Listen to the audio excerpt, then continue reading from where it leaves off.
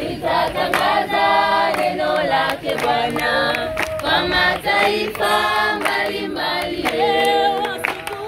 Waimbe na kumsifu Bwana, waimbe na kumsifu Bwana, waimbe na kumsifu Bwana, waimbe na kumsifu Bwana, waimbe na kumsifu Bwana, waimbe na kumsifu Bwana, waimbe na kumsifu Bwana, waimbe na kumsifu Bwana, waimbe na kumsifu Bwana, waimbe na kumsifu Bwana, waimbe na kumsifu Bwana, waimbe na kumsifu Bwana.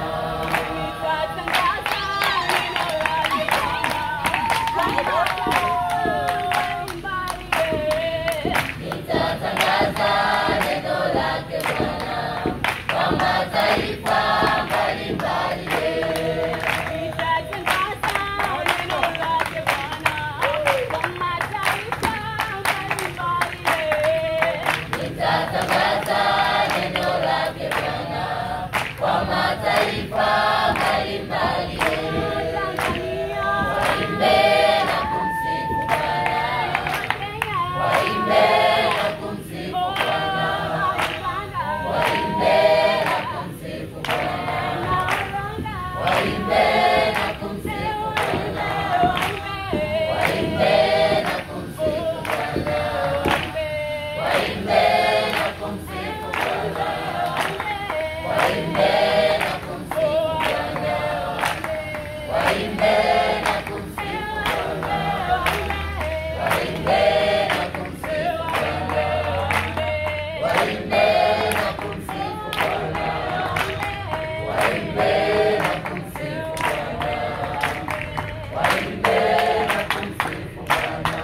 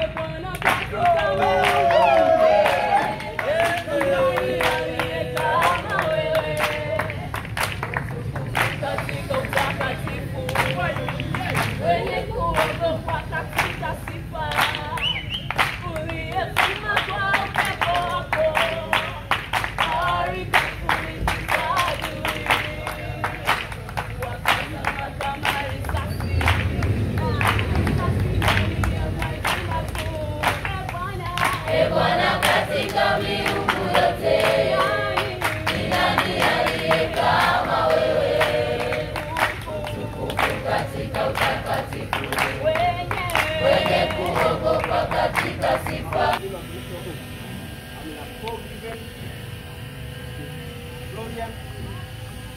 Samuel. Naomba.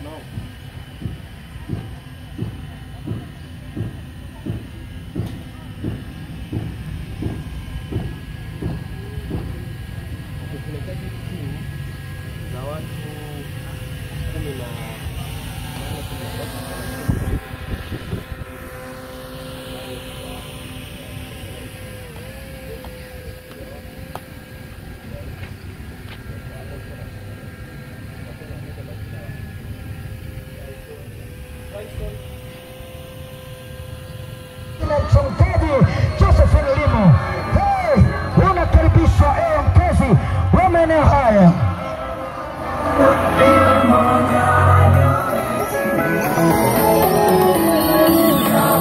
Yesu ni siku 7 za Injili. Yesu ni siku 7 za Injili. Wewe mkazi wa maeneo haya, tunapenda kukutangazia kuwa kanisa la AGT Mikanjuni Transformer lililo chini ya mchungaji kiongozi Joseph Limo, huko akishirikiana na wanavyuo kutoka jijini Dar es Salaam, watakuwa katika viwanja vya shule ya msingi Magoni wakimtangaza Yesu mtenda miujiza. Walete wagonjwa na wenye shida mbalimbali wataombewa bure kabisa, maana wengi wameponywa. Hewe mkazi wa maeneo haya, karibu sana.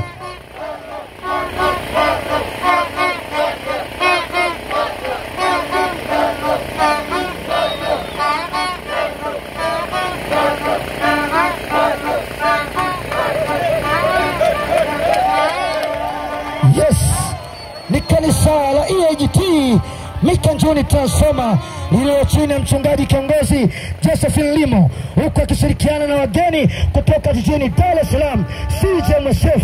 Wanavyuo wako mahali hapa wameshawasili jijini Tanga, watakuwa wakiungumisha katika viwanja vya shule ya msingi Magoni. Ni siku 7 za Injili. Walete wagonjwa na wenye shida mbalimbali wataombewa bure kabisa, maana wengi wameponywa. Haleluya. Majira ni kuanzia saa 9 alasiri, viwanja vya shule ya msingi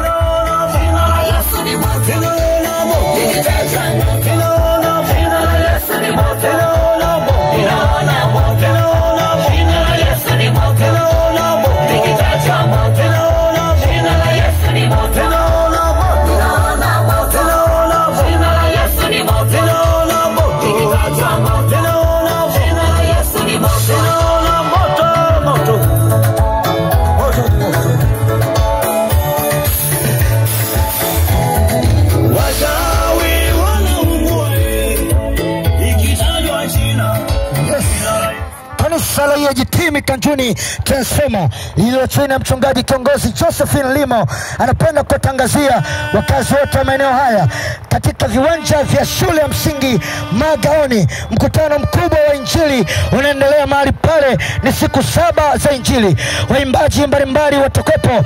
Pia mkutano huu ambao unaongozwa na kanisa letu la AGT, huko akishirikiana na wageni kutoka jijini Dar es Salaam CJMSF wanavyuo watakuwa kuhuduma mahali pale. Kwa mbalimbali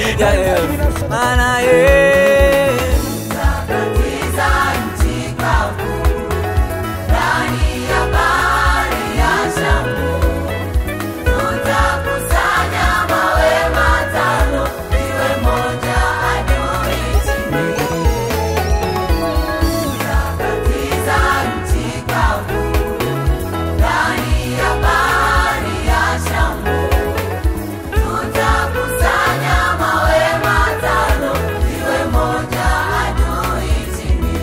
huyo wa kujua,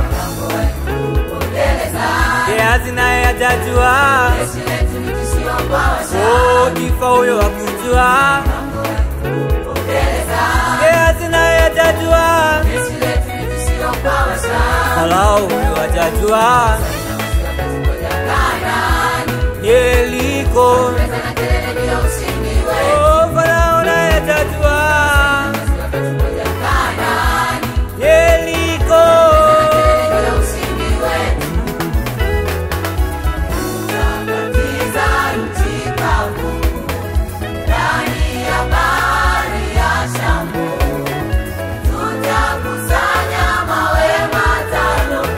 Tunapenda kukualika mama, baba, kijana, mfanya biashara, karibu sana. Ni leo saa 9 alasiri tutakuwa mahali pale katika viwanja vya shule ya msingi Magaoni. Walete wagonjwa na wenye shida mbalimbali, watombewa bure kabisa.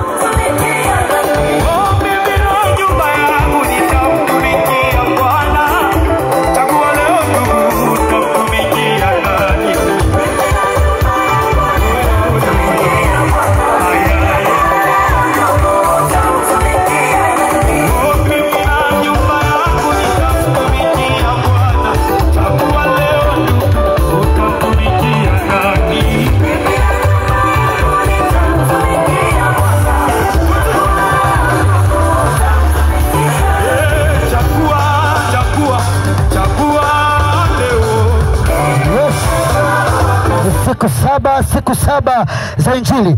Kanisa la EAGT Mikanjuni Transformer lililo chini ya mchungaji kiongozi Josephine Limo inapenda kukutangazia hewe mkazi wa Tanga kuwa majira saa 9. Yes. Hello Tanga, tumekumbuka tena. Kanisa la EAGT Mikanjuni Transformer lililo chini ya mchungaji kiongozi Josephine Limo inapenda kukualika na kukutangazia ewe mkazi wa maeneo haya ya kwamba majira saa 9 alasiri kuna mkutano mkubwa Injili katika viwanja vya shule msingi Magaoni. Walete wagonjwa na wenye shida mbalimbali, wataombewa bure kabisa. Kwaya na waimbaji mbalimbali watakopo, ikiwemo kwaya ya wenyeji na wageni kutoka jijini Dar es Salaam. Wanavyuo CJ Mwesefu wamekwisha kuwasili, watahudumu nao watakopo. Wote mnakaribishwa.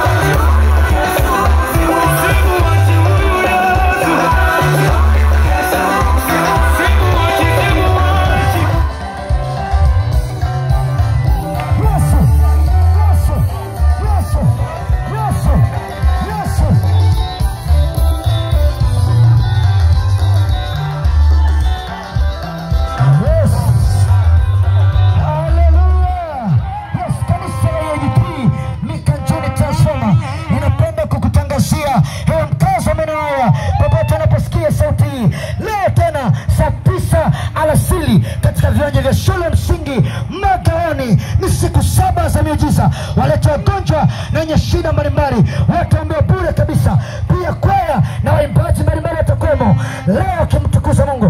Pia kwaya moja tumetembea nayo ikiwa mahali hapa itaenda kumtukuza Mungu, usipange kukosa. Karibu watumishi wa Mungu kutoka jijini Dar es Salaam.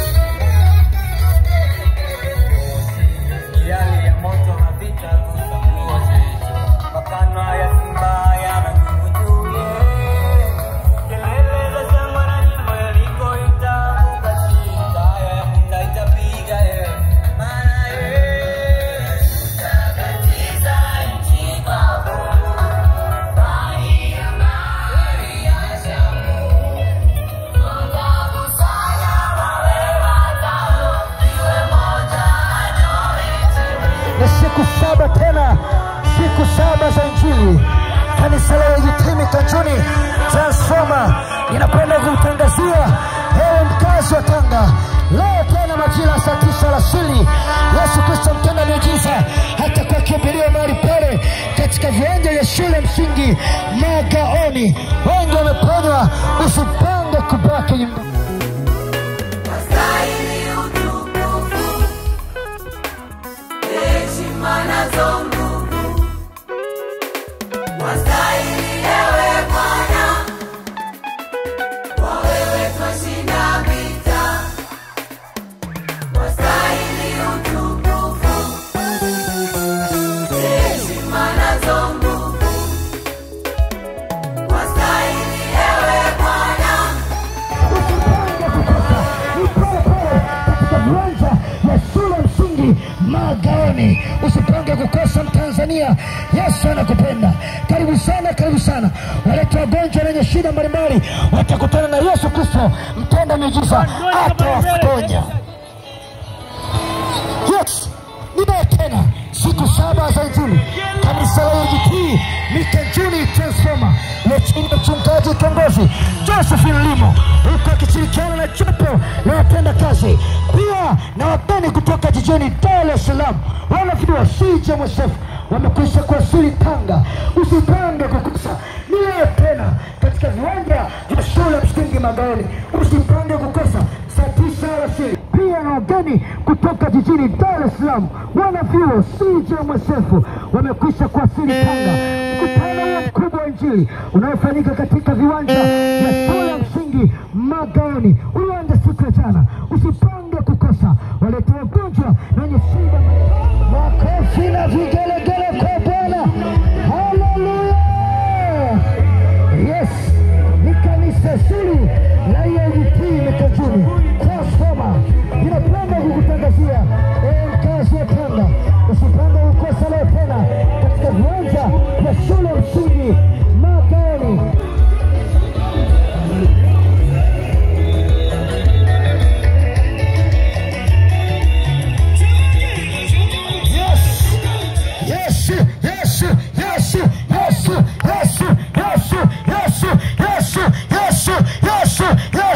Haleluya tena. Haleluya Mtanzania.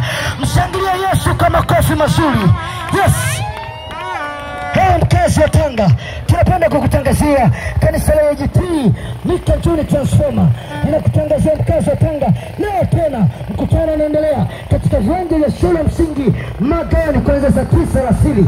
Kwaya na waimbaji mbalimbali watakuwa wakimtukuza Mungu, ikiwemo kwaya unayoiona mbele yako kutoka Dar es Salaam.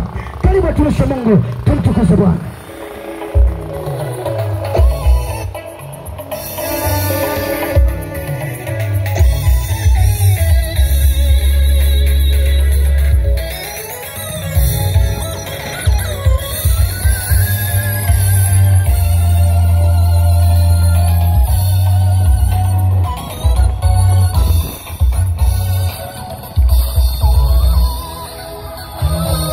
Wakiwa pale wewe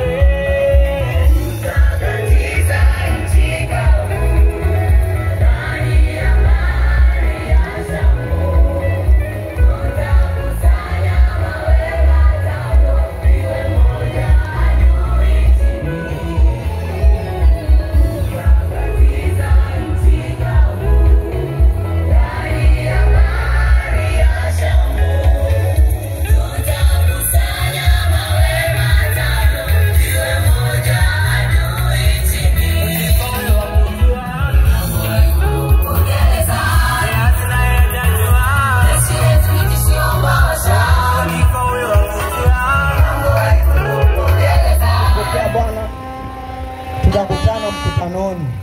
Mungu ana mpango na wewe mpendwa. Yesu anakupenda sana. Onjeni muone jinsi Bwana alivyo mwema. Amen. Yesu usipange kukosa. Ni pale pale katika viwanja vya shule ya msingi Mageni. Muda ni kuanzia saa 9 alasiri. Waimbaji mbalimbali kutoka Dar es Salaam wamekwisha kuwasili. Usipange kukosa. Huenda kuna jambo linakutesa, lakini wiki hii sasa basi usipange kubaki nyumbani. Yaani unateseka kati Yesu yupo. Wewe tukutane pale pale viwanja vya shule ya msingi Mageni. Tuni transforma iliyo chini ya mtumishi wa Mungu mpaka mafuta mchungaji Josephine Limo, huko akishirikiana na jopo la watenda kazi pamoja na watumishi wa Mungu wanavyo kutoka jijini Dar es Salaam. Wamekwisha kuwasili Tanga. Ni siku 7 za miujiza, siku 7 za Injili katika viwanja vya shule ya msingi Mageni. Muda ni kuanzia saa 9 alasiri mpaka 12 kamili za jioni. Usipange kukosa. Haleluya. Kwaya na waimbaji mbalimbali watakopo wakimtukuza Mungu. Mahali hapa tumetembea na kwaya moja tu, sema moja tu. Zingine ziko pale Mageni shule ya msingi. Kwa hiyo usipange kukosa. Kwa hiyo nakaribisha kwaya tukimsifu Mungu badala ya Bwana.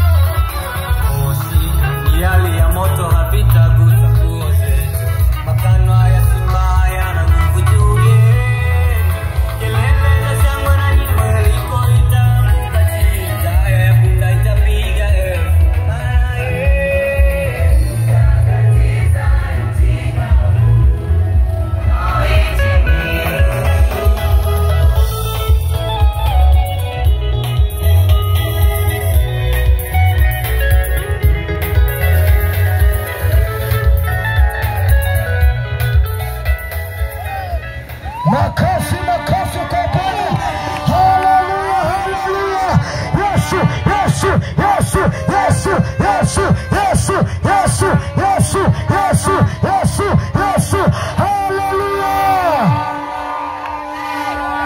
Haleluya. Mpigie Yesu makofi tena. Nisikie makofi tena. Tutasoma katika kitabu cha Luka sura ya 16 mstari wa 1.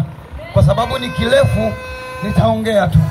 Anasema kwamba palikuwepo na watu wawili. Biblia inasema hakuna kama wewe mfalme, wewe unatushindia oh, hakuna kama wewe Bwana wa mabwana, hakuna kama wewe mfalme, hakuna kama wewe Bwana, hakuna kama wewe mfalme. Wewe unaweza yote Bwana, wewe mtetezi wetu, mfalme wa wafalme wote. Hakuna kama wewe Bwana, hakuna kama wewe Bwana, hakuna kama wewe Bwana wa mabwana.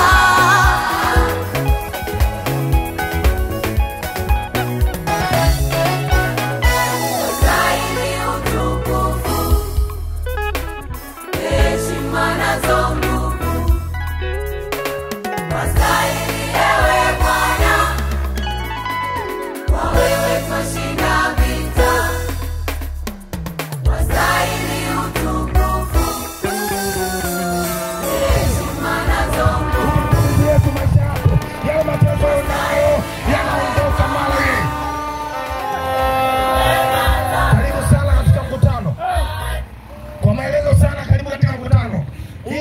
dodoso tu, lakini katika mkutano utaona nguvu za ajabu.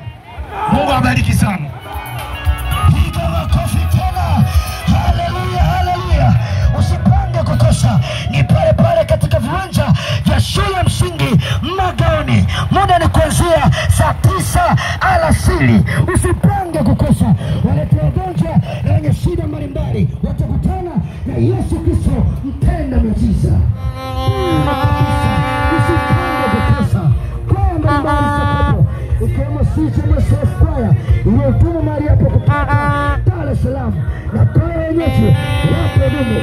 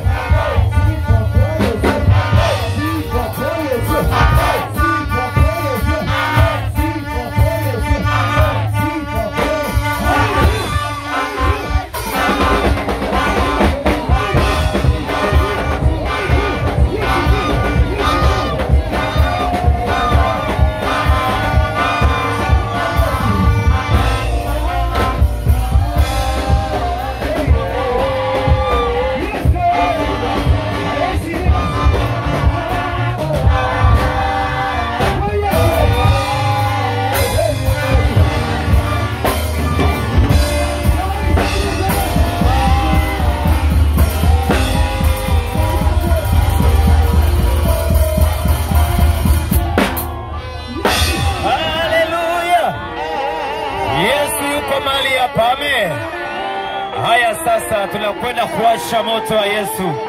Mashetani yataungua, majini yatateketea, magonjwa yatakimbia. Moto wa Yesu unakula majini, moto wa Yesu unakula vibwengo. Haleluya! Tunaita moto wa Yesu mahali hapa. Haya, twende. Tunakwenda namna hii, namna hiyo. Haya ni mazoezi tu. Fungue twende studio. Twende namna hii. Aha. Shoma nguvu za giza mahali hapa. Kwa jina la Yesu Kristo mwana wa Mungu aliye hai. Haleluya.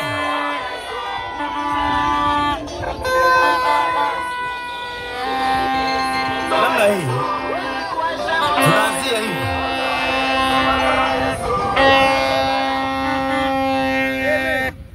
Twende namna hiyo. Hivyo. Haya. Huku. Na huku. Huku. Na huku. Huku. Na huku. Moto. Huku. Na huku. Moto Yesu. Huku. Na huku. Moto Yesu. Huku. Na huku. Moto Yesu. Huku. Na huku. Tena. Tena. Tena. Tena. Tena. Haya sasa twende.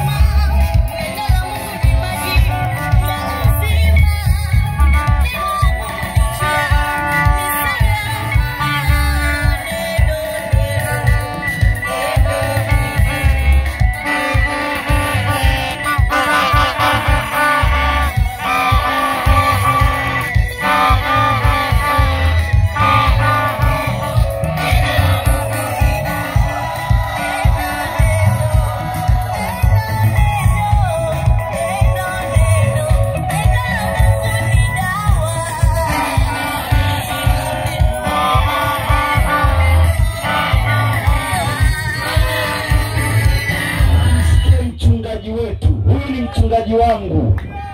Jana sikusema sana kwa sababu ya kukimbizana na muda, na hata leo sitamani kusema sana, lakini mlezi wenu mnayemuona amelelewa na huyu mama, na huyu kwangu ni mchungaji wangu na ni mzazi wangu pia. Hivyo tunapomkaribisha, naomba tusimame wote kwa heshima yake, alafu tumshangilie Mungu sana wakati mtumishi wa Mungu anakuja. Haleluya, haleluya, haleluya, haleluya. Amen, amen, amen. Karibu sana mchungaji. Mama huyo. Mama huyo. Sifa kwa Bwana yetu.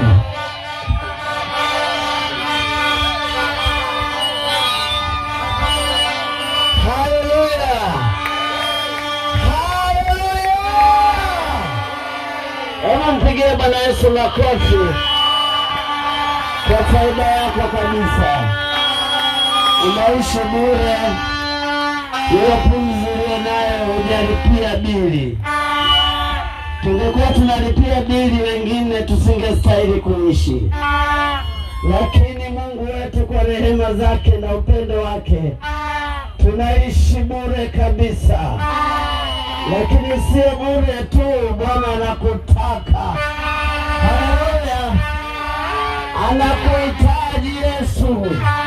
Na ndio maana ameleta mkutano huu ili upate kusikia kile anachotaka ndani ya maisha yako. Haleluya. Naitwa mchungaji Josephine. Haleluya. Ni mchungaji wa kanisa la EAGT hapo Transformer. Tupo kwa ajili ya Bwana na ndio wenyeji wa mkutano huu. Tunashukuru kwa kupata wageni wazuri waliotuletea zawadi njema kuliko zawadi zote. Utadumu nayo hii zawadi kwa muda mrefu, haichakai wala haipungui uthamani wake. Mengine huwa vinachuja, vina expire, lakini zawadi hii ya Yesu Kristo utakaa nayo maisha yako yote. Haleluya. Haleluya. Wakati uniombe kwa ajili ya mtumishi wa Mungu pako mafuta wa Bwana kwa siku hii ya leo, atakayetuletea ujumbe wa neno la Mungu. Baba yetu, Mungu wetu, tuko katika viwanja hivi vya Magauni, mahali hapa ambapo umepachagua kuweka madhabahu yako ili useme na roho zetu.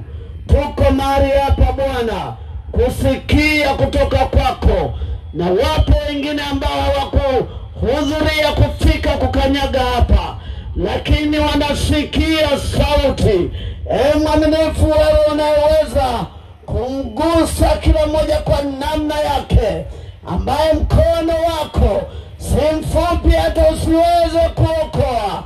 Hata kama yuko nyumbani, yuko njiani, yuko kwenye gari, lakini unaposikia sauti ya mtumishi wako ikinena maneno matukufu yenye kuponya, neno hilo lisiondoke moyoni mwake, limfanye kufikia kwenye maamuzi yenye busara ya kukukubali wewe. Asante kwa sababu utatenda hivyo na kuzidi, katika jina la Yesu. Wote tuseme amen. Karibu sana mtumishi wa Mungu.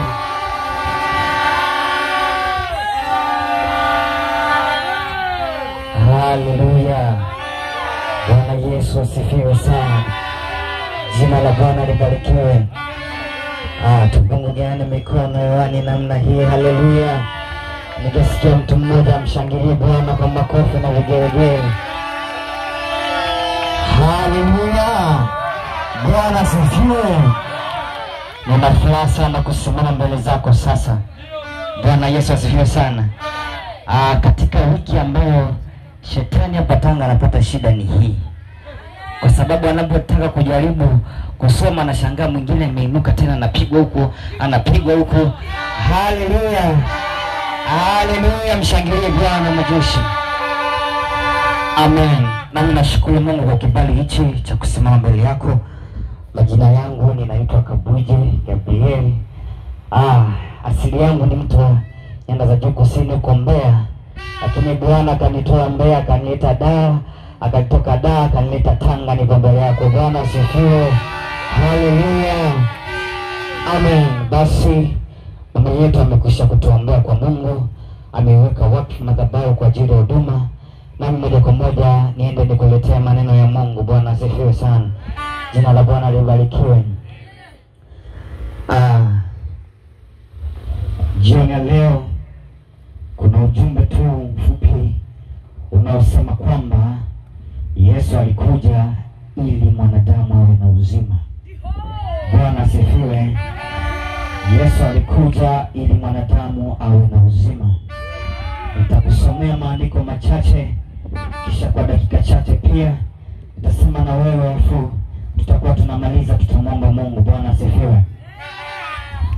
Naomba nisome katika kitabu cha Ayubu. Katika kitabu cha Ayubu sura ya 14 na mstari wa kwanza. Kitabu cha Ayubu sura ya 14 na mstari wa kwanza. Biblia inasema hivi: mwanadamu aliyezaliwa na mwanamke, siku zake za kuishi si nyingi, naye hujaa taabu. Naomba nirudie. Mwanadamu aliyezaliwa na mwanamke, siku zake za kuishi si nyingi, naye hujaa taabu. Bwana asifiwe. Nasoma tena kitabu cha Yohana, Injili ya Yohana sura yake ya 10 na mstari wa 10b. Injili ya Yohana sura ya 10 na mstari wa 10b. Biblia inasema hivi: mimi nalikuja ili wawe na uzima, kisha wawe nao tele. Narudia tena. Biblia inasema hivi: mimi nalikuja ili wawe na uzima, kisha wawe nao tele. Bwana Yesu asifiwe sana. Jina la Bwana libarikiwe.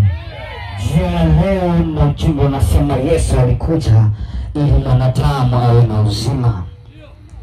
Nimekusomea katika kitabu cha Ayubu ile sura ya 14 na mstari wake wa kwanza. Biblia imeandikwa hivi: mwanadamu aliyezaliwa na mwanamke, siku zake za kuishi si nyingi, lakini pia hujaa taabu. Hivyo mwanadamu yeyote jioni ya leo aliyezaliwa na mwanamke anitegee sikio. Bwana asifiwe sana. Labda kama kuna mtu aliyezaliwa na mwanamke, lakini kama umezaliwa na mwanamke, tega sikio jioni ya leo. Huyu mtu wa Mungu aliandika maneno haya Ayubu, anasema kwamba siku za mwanadamu aliyezaliwa na mwanamke ni chache. Huyu mtu Biblia inamsema kwamba kwanza alikuwa ni mtu tajiri. Bwana asifiwe. Mungu alikuwa amembarikia katika wingi wa mali, katika wingi wa mifugo, katika watoto wengi wazuri. Lakini katika muda mchache sana ilifika wakati vile vitu vikapokutika. Watoto wakaondoka, mifugo ikaondoka, akabaki hana kitu. Bwana Yesu asifiwe sana. Bwana Yesu asifiwe sana. Vitu vyote alivyokuwa navyo, ukiwa anamaliza tu kunena, anakuja mwingine anasema limetokea 1 2 3. Kwa hiyo ilikuwa katika siku moja vitu vyote vinaondoka. Bwana Yesu asifiwe sana. Bwana asifiwe sana. Alipoona hivyo, akaona ya kwamba mwanadamu aliyezaliwa na mwanamke hana siku za kuishi nyingi hapa duniani. Lakini katika hizo siku ambazo sio nyingi za kuishi, zimejaa taabu nyingi. Bwana Yesu asifiwe sana. Bwana Yesu asifiwe sana. Akaona, akaangalia kwamba yale mali aliyokuwa nayo imeondoka ghafla. Watoto wote aliokuwa nao wote walikufa siku hii moja. Mifugo mingi aliyokuwa nayo yote ikaondolewa siku moja. Ndipo akaona kabisa kwamba duniani imejaa taabu. Akaona kwamba huyu mwanadamu anaishi duniani ana siku chache za kuishi, lakini hizo siku chache na zenyewe haziko salama. Kuna gari kama matukio 3 au 4 hivi nikawa nimeona pale. Tukio la kwanza, kuna mtu mmoja Dar es Salaam sasa, nadhani kesi yake inaendelea, ni mwanaume ameua mke wake, lakini pia akamchoma na moto, akafuta ushahidi. Bwana asifiwe sana. Bwana asifiwe sana. Siku za mwanadamu aliyezaliwa na mwanamke zimejaa taabu. Haleluya. Bwana tusaidie sana. Anapoandika sasa, akili yake ndio imelejea, anatoa, anasimulia, anaona moyo unauma sasa, ile hali ya unyama imeshamondoka. Dhambi gani iliyofanya mtoto mdogo namna hii hata apate mateso, afe kifo cha kinyama namna hii? Bwana Yesu atusaidie sana. Jina la Bwana libarikiwe. Jina la Bwana libarikiwe. Nami nipo hapa jioni ya leo. Nataka niseme na wewe kidogo kwamba maisha ya mwanadamu huyu aliyepo duniani, maisha ya mwanadamu anayeishi duniani hayako salama sana kwenye hii dunia. Hayako salama sana maisha ya mwanadamu. Hali ambayo tulikuwa tunapeleka watoto wetu kwenye shule, wazazi walikuwa wakipeleka watoto wao huko wakisema kuna usalama. Lakini sasa unasikia mwalimu naye amefanya kitendo cha kinyama kwa mtoto. Na kwenye kwa mwalimu huko pia, na kwenye ni matatizo huko shuleni, ama kwa ndivyo kunaonekana kuna usalama wa watoto. Hata majumbani pia sio salama sana. Maana unaweza kukuta huyo binti wa kazi uliyemwajiri, uliyeweka kuangalizia watoto wako, amewafanyia wana watoto vitendo vya kinyama. Mwingine unakuta unapata taarifa kwamba binti wa kazi ametumbukiza mtoto kwenye maji, amefariki. Mtoto mdogo. Mama alienda kazini, akiacha gizani, ameacha mtoto wake na mwanadamu. Kumbe ameacha na mtu mwenye roho ya kinyama. Kumbe ameacha mtoto wake na mtu aliyepandikizwa na Shetani. Naam, ni kilio tu na mahangaiko na taabu. Hakuna utulivu tena duniani. Utulivu upo, amani haipo. Amani imepotea. Usalama ni mdogo sana kwa maisha ya wanadamu anaishi duniani kwa sasa. Kufuma na kufumua wanadamu, jina linaweza likabadilika katika dakika zilizo chache tu. Huyu mwanadamu ambaye anaweza kalinga, huyu mwanadamu anaweza katemea kwa jeuri, lakini dakika chache tu kufumba na kufumua, amefutwa katika uso wa dunia. Katika dakika chache tu mwanadamu amebadilika jina, amekuwa kiwete tena. Katika dakika chache mwanadamu hana macho yake, alizaliwa salama, yuko salama, lakini katika saa sio izania, katika saa ambayo hajaitarajia, historia inabadilika kwenye maisha yake. Alikuwa anaweza kutembea kwa miguu yake miwili, lakini sasa anahitaji kutembea kwa msaada wa wheelchair. Kama unasema umechoka na maisha na unamtaka Yesu, mmoja tu, usiangalie jirani yako, usiangalie atakuonaje. Maana hao unaowazia kwenye shida yako wote wanapotea, na unabaki kulia mwenyewe. Maana wakati mwingine ni nyakati za usiku ambazo hata wao na wenyewe wanakuwa wamechoka, lakini Yesu hajachoka. Kama unasema unamtaka Yesu, matishia hapo. Kama kuna mtu anasema hivyo, nyanyua mkono wako. Nyanyua tu mkono wako hapo ulipo kama unamhitaji Yesu. Asante, naona mkono unaendelea. Asante, naona kuna mambo unainua mkono. Asante wewe, nainua mkono. Asante wewe, nainua mkono. Yesu yupo hapa. Sasa chukua hatua ya pili. Sogea hapa mbele kidogo ya hao watu walipoishia. Kama unasema kweli na mhitaji Yesu, sogea tu hapa mtu wa Mungu, tuombe pamoja. Yesu yuko hapa. Yesu anakupenda, ni bure. Unahitaji kulipia chochote. Haitaji hata senti moja yako. Anataka tu kama unakubali.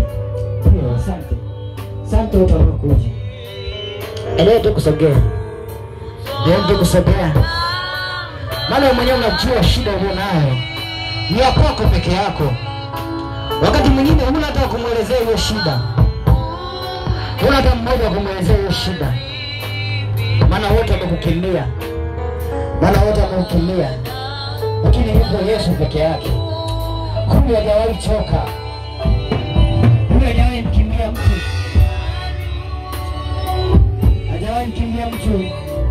Yeye anakumbatia walio na shida.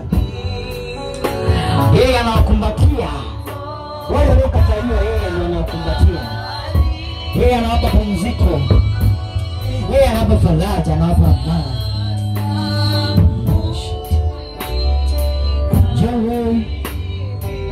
Njoo nasogea, njoo tena uanze upya tena na Mungu. Njoo uanze mwanzo kabisa mpya.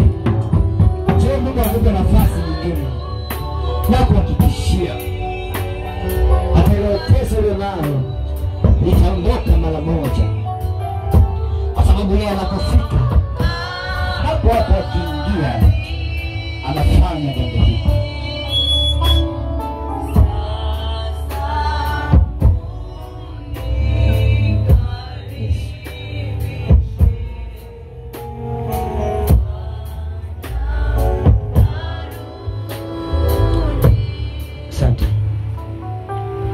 Wewe kuja hapa, wewe ni mtu wa thamani sana.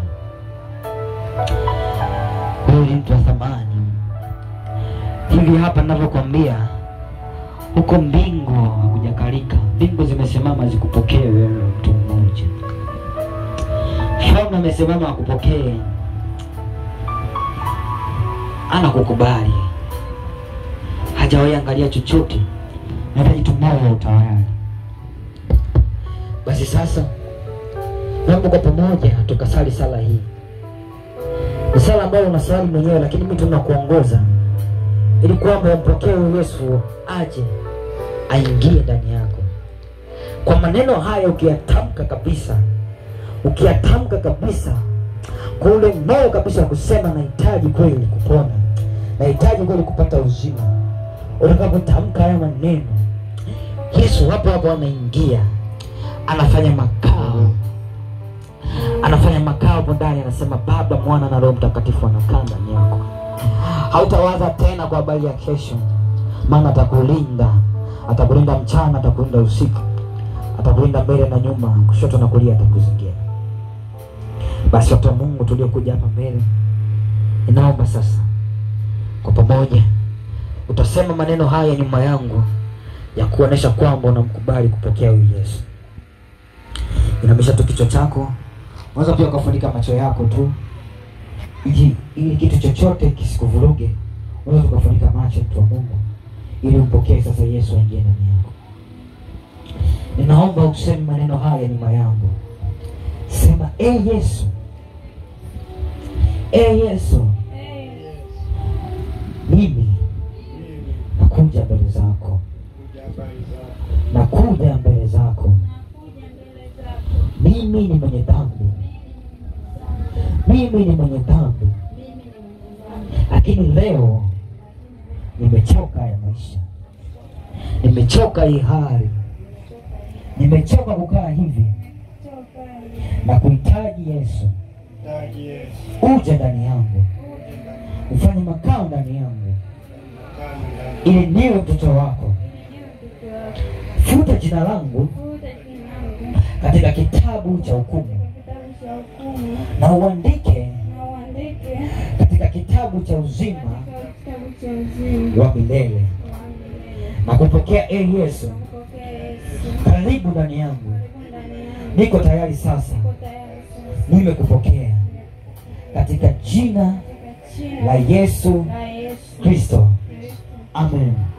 Sasa funika macho yako, nikuombee sasa kwa ajili ya Bwana kupokea. Baba Mungu, nakuja mbele zako Yesu Kristo. Mungu ni Mungu wa huruma mno. Mungu ni Mungu unayehurumia watu. Watu wao wamesogea mbele za uso wako. Kuna mama mmoja yuko mbele zako hapa sasa. Kuna binti yuko mbele. Watu hawa Bwana, pumzisha watu hawa Bwana, pumzisha watu hawa Yesu, pumzisha watu hawa Bwana, pumzisha watu hawa Bwana. Maisha yao nayaleta kwako sasa, maisha yao na akabidhi kwako. Unamwona mama hapa, huyu mama huyu amewekwa na Mungu kwa ajili yako. Amen, amen, amen, amen. Yesu amekusamehe. Tangu sasa umeokoka. Sema nimeokoka. Sema nimeokoka. Sema nimeokoka. Tamka kwa kinywa chako, nimeokoka. Tamka tena, nimeokoka. Yesu aumbike ndani yako. Naomba mhubiri amuongoze huyu dada sala ya toba. Alafu kabla amjenda pale kuandika majina yenu pale, kusudi tuweze kuwa na rekodi zenu nzuri. Na kuanzia kesho una shida, unaona ni vigumu kuja kuongea na mama mchungaji hapa labda hadharani, kesho kanisani karibu. Kuanzia asubuhi mpaka mida ya saa 9 tutakuwepo. Na nina hakika kama una shida binafsi, mama yupo kwa ajili yako. Jamani, mnanielewa? Lakini huyu ndiye baba yenu. Tunamwangalia. Mnamfahamu? Wangapi wanamfahamu? Wangapi wanamfahamu? Okay. Ndio wetu tunapokuongoza hii sala ya toba. Na wale wenye shida, magonjwa, tabu, unalala usiku havilaliki, bado unasikia watu wanatembea kuanzia hapa mpaka hapa. Leo kwa Yesu ni mwisho. Upange mstari nyuma ya hawa ambao wamekuja kuokoka. Karibu mhubiri wetu muongoze sala ya toba. Lakini ninatamani mama apate nafasi ya kuomba na hawa, na sisi tutaomba na mama. Lakini mama huyu ndiye mama yako atakaye kutunza, na Yesu amempa kibali hicho. Hutahangaika, hutanyanyasika tena na mashetani. Mungu ameingia ndani yako. Karibu dada mkuu. Amen. Sasa Bwana, nakuja mbele za uso wako. Natubu dhambi zangu zote nilizozifanya kwa kujua ama kutokujua. Zote Bwana naziungama mbele za uso wako. Naomba unisamehe. Naomba unitakase. Futa jina langu kwenye kitabu cha hukumu, na uliandike kwenye kitabu cha uzima. Na kupokea sasa Yesu uwe Bwana na Mwokozi wa maisha yako. Amen. Na huyu dada pia anahitaji kuokoka au nishike? Anahitaji kuokoka. Na basi pia sema sala hii ili ukiri kwa kinywa chako, sema Bwana Yesu, nakuja mbele za uso wako. Mimi ni mwenye dhambi, lakini sasa nakuja kwako Bwana. Natubu dhambi zangu zote. Ninaomba unisamehe na unikubali. Nifute jina langu kwenye kitabu cha hukumu, na uliandike kwenye kitabu cha uzima. Na kupokea sasa Yesu, karibu ndani yangu, uwe pamoja nami. Amen. Basi mama ataendelea kuomba pia. Msiondoke. Okay. Wagonjwa wapange mstari nyuma hapo. Wale wagonjwa, tunataka mkimaliza hapa mtaandika majina yenu pale ili tupate mawasiliano yenu. Lakini kabla mjaondoka, tunatamani msikie sauti ya mama, awasalimie na awapokee. Yesu anawapenda. Mama yetu, karibu sana. Bwana Yesu asifiwe. Haleluya. Haleluya. Amen. Amen. Mimi ni mchungaji wako. Sawa? Yaani kuja kwa mchungaji, ukija kwa mama hautapokea. Bwana Yesu asifiwe. Amen. Fikiria ni wamama wangapi duniani walio na neema hii. Kwa hiyo wewe unapokuja, ona naenda kwa mtumishi wa nani? Wa Mungu. Halafu najua kabisa kwamba kwa sababu ni mtumishi wa Mungu, Mungu yuko pamoja naye. Na ninapokwenda kueleza shida zangu, yuko tayari Mungu kunisaidia. Amen. Amen. Amen. Bwana Yesu asifiwe. Kwa hiyo unapokuja pale kanisani, unakuja kuona, sema nataka kumuona mchungaji. Sawa? Andika kabisa kichwani kwako kwamba naenda kwa mtumishi wa nani? Wa Mungu. Wanawake ni wengi duniani. Amen. Lakini sio wote wanaopaka. Wale tu waliochaguliwa na Bwana ndio wanaowekewa kitu. Kwa hiyo unapokuja unakuja kwa mtumishi wa Mungu, sawa? Utapokea kitu. Tuliwahi kuhubiriwa na mchungaji toka Rufiji huko. Akasema siku moja anaumwa mke wake usiku, halafu mke akawa anampiga kidogo, baba, naomba uniombee. Akanyamaza. Akamuuliza, baba, hali yangu mbaya, niombe. Akanyamaza.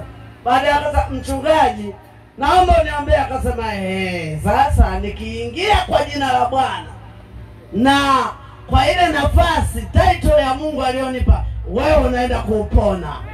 Bwana Yesu asifiwe. Haleluya. Kwa hiyo kija na imani ya namna hiyo unapona. Hususani sisi katika anga letu hili.